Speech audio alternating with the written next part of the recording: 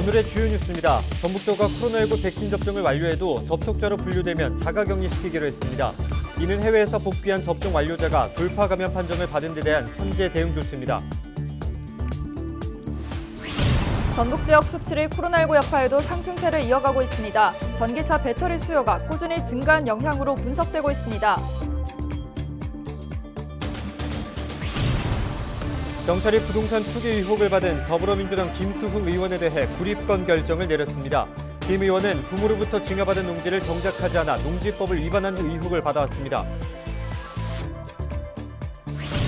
전북도가 추석을 앞두고 명절 성수식품 제조 판매업체의 방역과 위생관리 실태를 집중 점검합니다. 점검 대상은 제수 선물용 식품의 제조 판매업체와 대형마트 등 120곳입니다.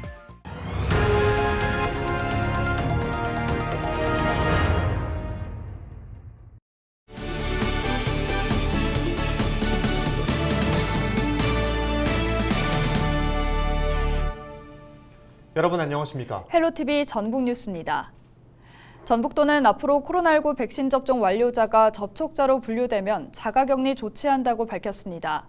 도에 따르면 최근 터키에서 입국한 얀센 백신 접종 완료자가 감염됐고 잔여까지 확진 판정을 받았습니다.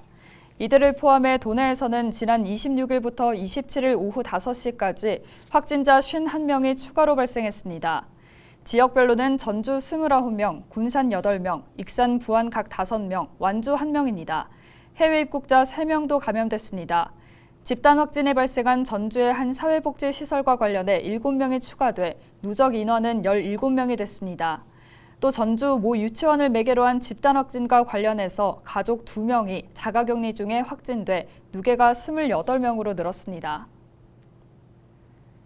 전북 지역 수출이 코로나19 여파에도 불구하고 상승세를 이어가고 있습니다. 한국무역협회 전북본부는 지난달 전북 지역 수출이 6억 9천만 달러로 지난해 같은 기간보다 절반 정도인 45% 증가했다고 밝혔습니다. 또 전년 동월 대비 8개월째 수출 증가세도 이어지고 있다고 덧붙였습니다. 특히 동박 제품 매출은 세계적인 전기차 수요 증가에 따라 지난해 같은 기간보다 118%가 증가한 7천만 달러를 기록하면서 전북 최대 수출 품목으로 떠올랐습니다.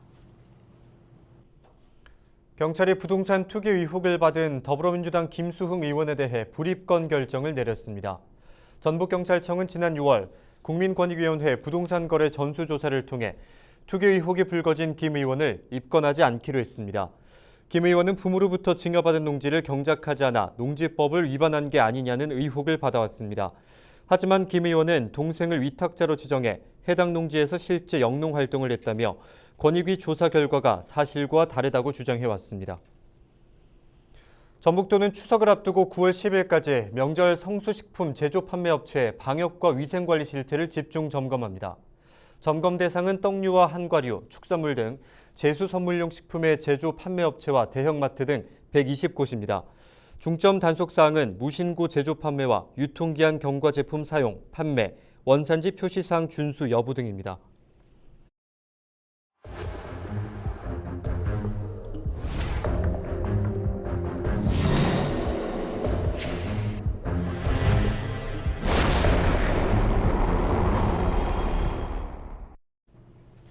전북 지역에서 발생한 안전사건 사고 소식을 들어보는 시간입니다. 전북소방본부 119 안전브리핑 조유진 홍보담당이 전합니다. 소방 119 안전브리핑 조유진입니다. 최근 발생한 우리도 사건 사고 소식입니다. 폭염이 계속되는 가운데 최근 전주에서 운행 중이던 시내버스 엔진 부위에서 불이 났습니다. 그로부터 3일 뒤 덕진구 도덕동에서도 마을버스에 화재가 발생했는데요. 두 화재 모두 한낮 폭염이 가장 기승을 부리는 시간대인 12시에서 2시 사이에 발생했습니다. 다행히 인명피해는 없었습니다. 최근 완주군 상관면 익산 장소간 고속도로에서 승용차, SUV 차량 등 10대가 잇따라 추돌했습니다. 전북소방은 인력 50여 명을 동원하는 등 대응 2단계 수준의 대규모 출동을 지령해 사고 수습에 나섰는데요. 이 사고로 2명이 숨지고 6명이 중경상을 입어 인근 병원으로 이송됐습니다. 휴가 등 장거리 운행이 많은 여름철. 그만큼 차량 화재와 사고의 위험도 높아지고 있는데요. 화재 예방을 위해 장거리 운전 시에는 사전에 냉각수 점검을 하고 졸음 쉼터나 휴게소에서 한 번씩 정차해 엔진의 열을 식히는 것이 중요합니다.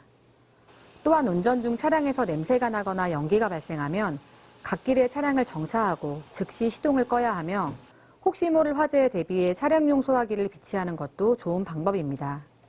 아울러 사고 예방을 위해 졸음운전에 주의하시고 앞차와 안전거리를 확보하여 운전하시는 것도 잊지 말아야 하겠습니다. 같은 날 전주시 여의교에서는 낚시 중이던 70대 남성이 갑작스런 소나기에 하천이 불어나면서 고립됐습니다. 출동한 구조대원이 튜브와 로프를 이용 현장 도착 12분 만에 남성을 구조했는데요. 여름철에는 종종 국지성 호우가 발생하니 하천이나 계곡을 이용하시는 분은 일기예보와 실시간 날씨 방송에 귀를 기울여 주시는 것이 좋겠습니다. 8월 안전예보입니다. 올여름 찌는 듯한 무더위가 계속되고 있습니다. 무더위를 이기기 위해 에어컨이 쉴 새 없이 가동되고 있는데요. 이로 인한 전기 화재가 많이 발생하고 있습니다. 최근 3년간 도내 전기 화재 1,330건을 분석한 결과 폭염으로 전기 사용량이 많은 7월과 8월에 21.4%인 284건이 발생했으며 주거시설에서 집중적으로 발생한 것으로 나타났습니다. 에어컨을 사용하실 때 화재 예방을 위해 실외기실이 따로 있는 경우엔 사용 전 창문을 열고 먼지가 수북히 쌓인 에어컨 실외기는 미리 청소하시면 좋겠습니다. 무더운 여름철, 안전수칙을 잘 지키셔서 화재와 사고로부터 안전한 여름 보내시길 바랍니다. 고맙습니다.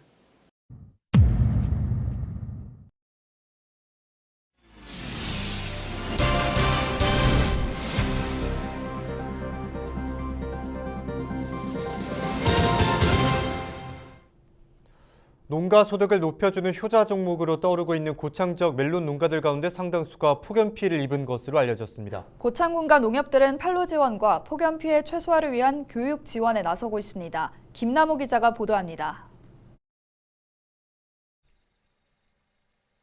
고창군 무장면에 위치한 멜론 농장입니다. 수확철을 맞은 멜론 가운데 상당수가 잎이 누렇게 변하면서 말라 죽어가는 현상이 보이고 있습니다. 최근 폭염으로 지열이 급상승해 뿌리가 상한 멜론입니다. 날씨가 더운 관계로 폭염 피해를 많이 봤습니다. 당도 그렇게 잘 오른 편도 아니고 멜론 농가에 애로사항이 많습니다. 앞으로 우리 소비자 입장에서 농가 입장을 좀 생각을 좀 해주시고 그리고 멜론을 많이 애용 좀 해주셨으면 좋겠습니다. 고창군은 어려움을 겪는 농가들을 위해 유명 유튜버를 활용하는 등 고창 멜론의 품질 우수성을 알리는 홍보와 판로 지원에 나서고 있습니다. 가장 미네랄이 많고 미생물이 많은 우리 고창 땅에서 만들었기 때문에 가장 맛있고 영양에도 좋은 그런 멜론입니다. 특히 이제 어려운 여건 속에서 힘들게 농사 지은 우리 멜론 농가들을 응원하는 의미에서도 노플 고창 멜론 많이 구매해 주시면 감사하겠습니다. 고창 지역 농협들도 멜론 재배 농가들을 대상으로 폭염 피해를 줄이기 위한 기술 교육을 지원하고 있습니다. 30도 이내에서 재배를 해야 되는데 한 38도, 40도가 나가다 보니까 상당히 애로점이 있습니다. 그래서 저희 농협에서는 기술 재배 교육을 한 2, 3회 정도 계속 실시를 하고 있어요. 고품질 멜론 생산을 통해 부가가치를 높여가고 있는 고창 지역 멜론 농가들. 행정 지원과 함께 소비자들의 관심이 필요합니다. 헬로티비 뉴스 김나호입니다. 전북도민은 거주 지역이 대체로 안전하다고 느끼는 것으로 나타났습니다. 전북자치경찰위원회는 지난 7월 도민 1,700여 명을 대상으로 설문조사한 결과 범죄 안전도는 5점 만점에 평균 3.65점으로 조사됐습니다. 범죄 예방 효과가 높은 것은 CCTV 설치라는 답변이 가장 많았고 시급하게 근절돼야 할 범죄는 성범죄로 집계됐습니다. 자치경찰 제도를 아는지 묻는 질문에는 2.82점으로 낮게 나타나 홍보가 필요한 것으로 분석됐습니다. 순창구는 힐링 명상 분야에서 웰니스 도시에 선정됐습니다. 순창구는 최근 웰니스 협회로부터 K-웰니스 도시에 뽑혀 동계면 슐랜드에서 인증 현판식을 진행했습니다. 웰니스 협회는 앞으로 푸드앤투어리즘 페어와 웰니스 데이, 세계 웰니스 대회 등 국내외 행사에서 순창군을 홍보하게 됩니다. 이번 선정을 계기로 물 맑고 공기 좋은 순창군이 국내외에 널리 알려져 많은 사람들이 찾아오는 국내 최고의 힐링과 명상의 장소로 거듭날 것으로 확신합니다. 남원시가 성시리 산성 보존과 역사적 성격을 규명하기 위한 긴급 발굴 조사를 실시했습니다.